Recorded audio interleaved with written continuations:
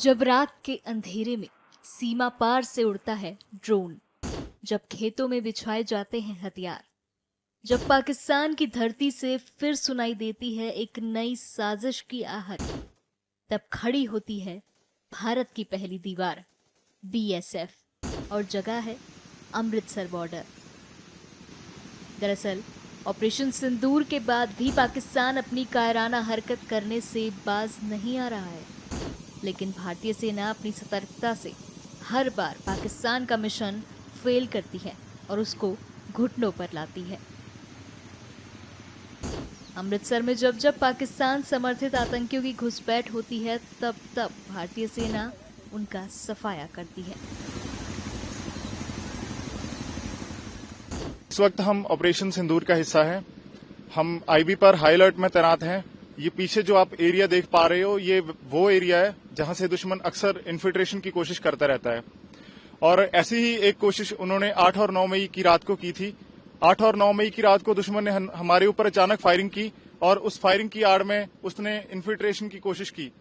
मैंने और मेरे साथियों ने उस इन्फिल्ट्रेशन की कोशिश को अपने ऑब्जर्वेशन इक्विपमेंट की मदद से डिटेक्ट किया, दुश्मन पर अचूक फायरिंग की और उसकी घुसपैठ की कोशिश को नाकाम किया। हमारी फायरिंग का नतीजा ये निकला कि सुबह तक दुश्मन अपने घुटनों पर आ गया और उसने अपनी पोस्ट पर व्हाइट फ्लैग लहरा दिया। हम अपने देशवासियों को यह यकीन दिलाते हैं कि जब तक भारतीय सेना देश की सरहदों पर तैनात है, तब तक कोई भी इस देश की तरफ आंख उठाकर नहीं देख सकता। हम अपने देश के दुश्मनों की हर नापाक हरकत का मुंह तोड़ जवाब देंगे। जय हिंद। पाकिस्तान की सेना बार बार भारतीय सेना से युद्ध में पराजित होने के बाद अब हमारी सैन्य शक्ति का सामना करने के बजाय अपने नापाक इरादों को आतंकवादियों के जरिए से पूरा कर रही है। पाकिस्तान सेना लाइन ऑफ कंट्रोल और इंटरनेशनल बाउंड्री में उन इलाकों से जहां नदी का क्षेत्र हो या दुर्गम इलाके हो, वहां जहां फेंस नहीं है, वहां से घुसपैठ कराती है। हमारी सेना दिन और रात निरंतर सतर्क है। यदि इन्फिल्ट्रेशन अगर हो भी गई तो हमारे कारगर इंट नेटवर्क के जरिए से क्विक रिएक्शन फोर्स उन्हें तुरंत मौत के घाट उतार देगी।